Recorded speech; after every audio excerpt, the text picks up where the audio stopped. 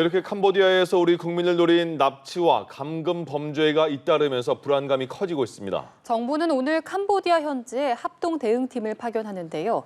양국 수사당국이 참여하는 합동 대응 TF도 구성하기로 했습니다.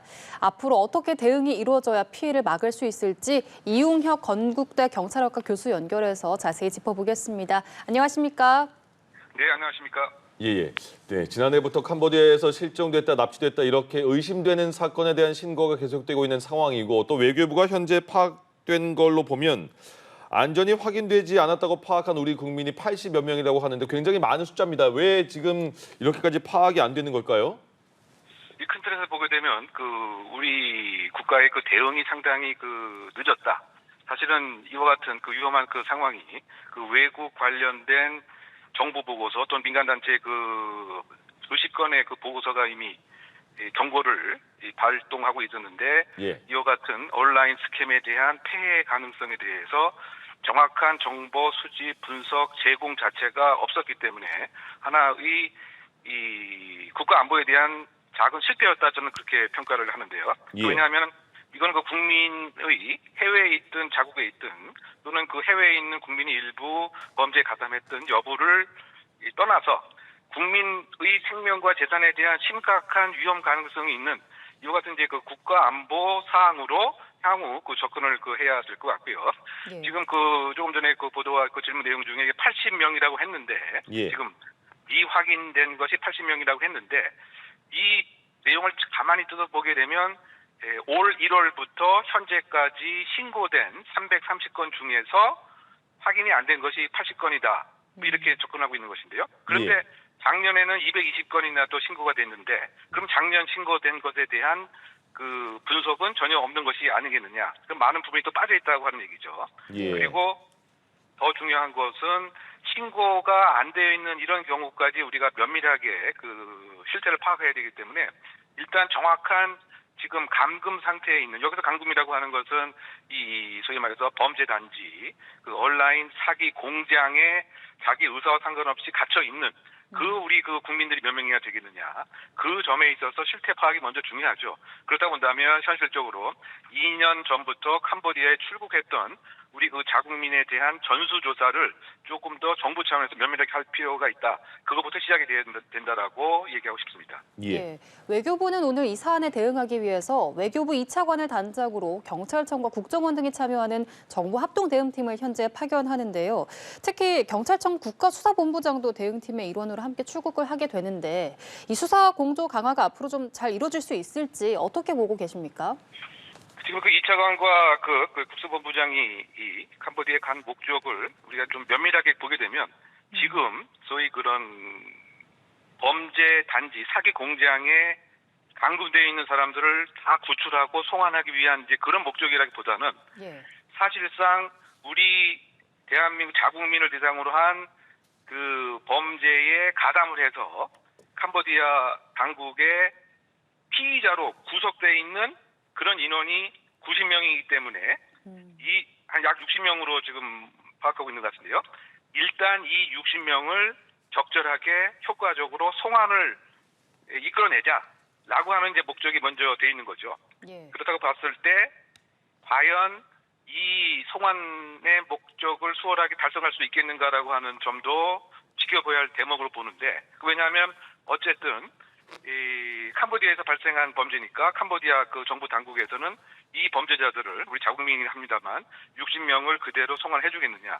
만약에 송환을 하는 결정을 해도 1년의 행정적 절차, 사법적 절차가 상당 부분 시간이 걸릴 테고 또 이 한국인 피의자 60명 중에서 본국의 송환 자체를 거부하는 경우도 또 상당 부분 있을 수 있기 때문에 그렇다 본다면 또 재판이 이루어져야 되거든요.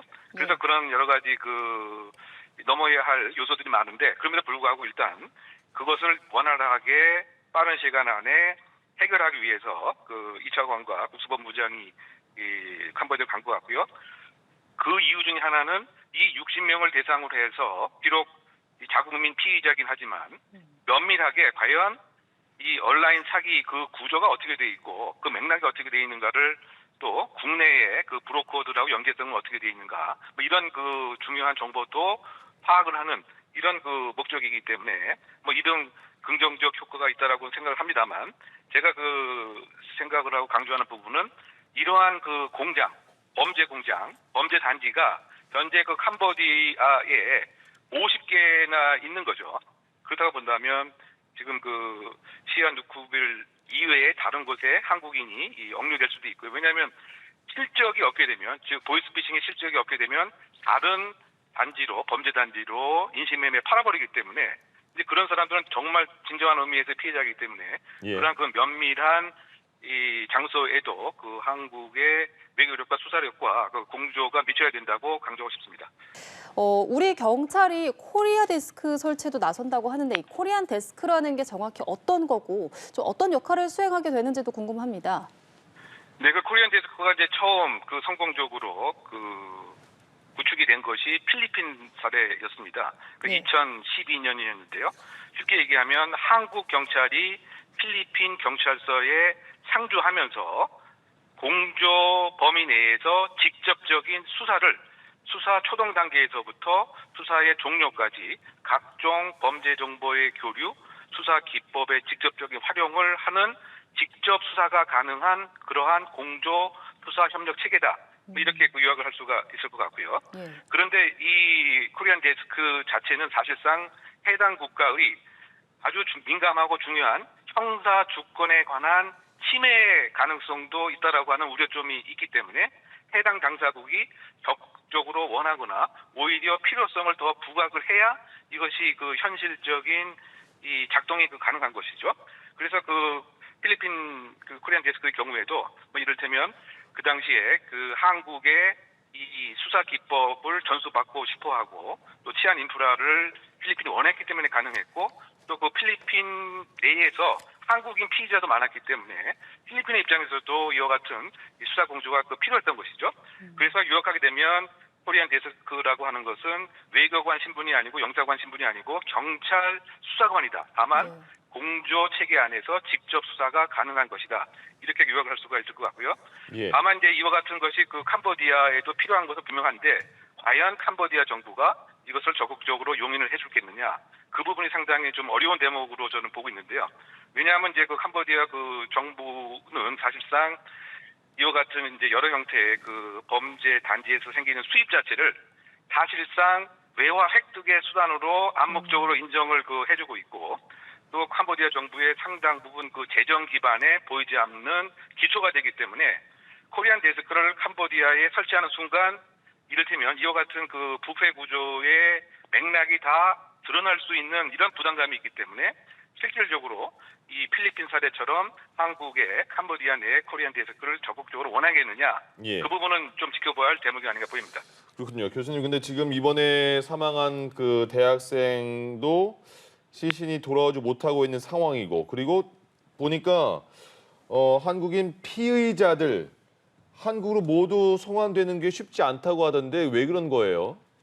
네, 제가 조금 전에 이제 설명한 그 내용인 거죠. 왜냐하면 여기 한국인 피의자 60명은 사실상 여러 형태의 범법 혐의를 받고 있는 상태인 거죠. 네. 그렇다고 봤을 때 한국에 와서 이를테면 평판에 대한 손상, 또 체면, 자신의 정보가 알려지고 어쨌든 또 처벌을 받아야 되고 라고 하는 것에 대한 압박감이 있고 그러다 보면 아마 한국 송환에 대해서 거부할 수도 있게 되면 그 범죄인 송환과 관련 사법 절차, 재판을 캄보디아 당국에서 걸쳐야 되기 때문에 그렇다고 본다면 뭐 1년 이상 장기간 또 시간이 지연되는 그런 측면 때문에 그렇게 녹록치는 않을 것이다라고 하는 평가가 나오는 이유입니다.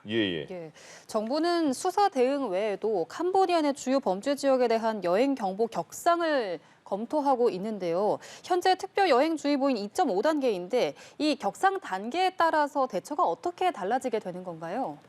네, 일반적으로 이제 4단계로 이렇게 여행 경보가 있는데요. 일단 제일 낮은 단계가 그 해당 국가가 조금 위험할 수가 있으니까 그냥 유의해라라고 정도의 1단계라고 한다면 가장 높은 단계, 이 검정색으로 표시되는데 아예 가지 말아라, 금지하는 거죠. 그래서 만약에 위반했을 때는 일정한 그 제재도 있고요. 그리고 지금 그 2.5단계는 이제 적색 경보인데 사실상 여행을 가지 말라고 정부에서 중단을 권고하는 뭐 이런 형태입니다.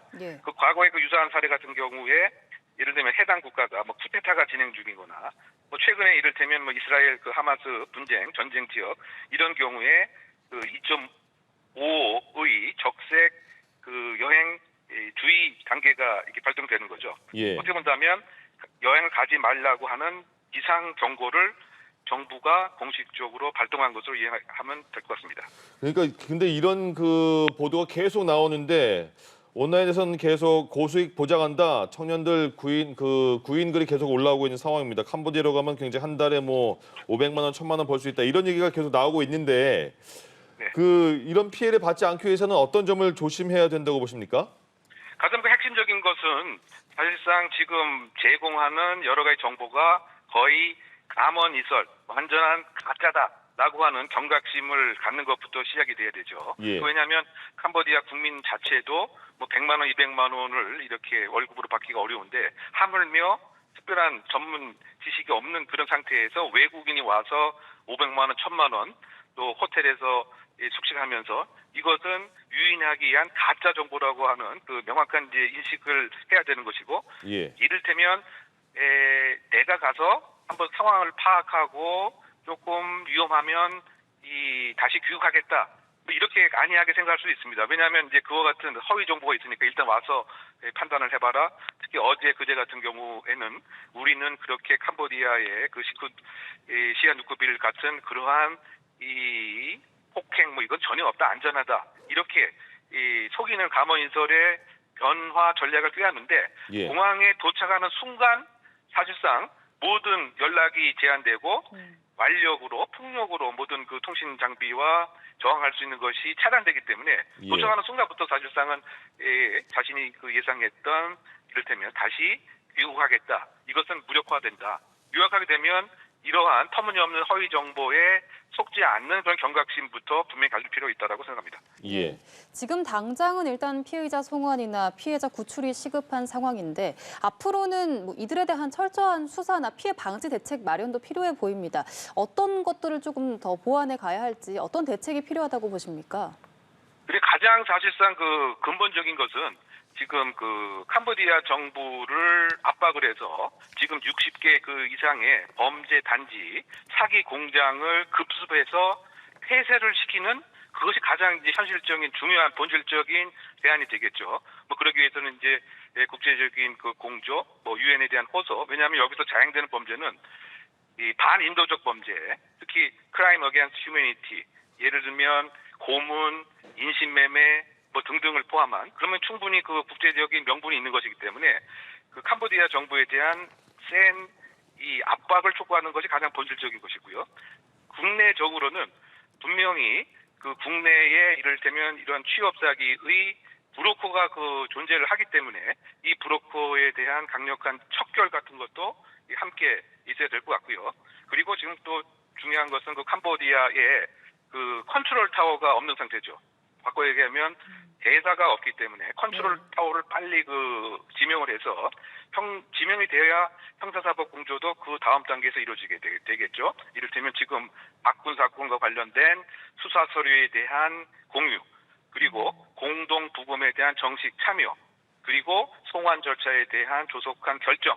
이것도 사실은 컨트롤 타워의 부재 때문에 지금 지연되는 것이 아닌가 그 생각이 되는데요. 결국 유학하게 되면 이것을 단순한 이 경찰청 수사 차원에서의 교류가 아니고 국가 안보 그 차원에서 이 통치권자가 좀 더 적극적인 이니셔티브를 갖는 것이 가장 중요한 대안의 시작점이라고 생각합니다. 예, 알겠습니다.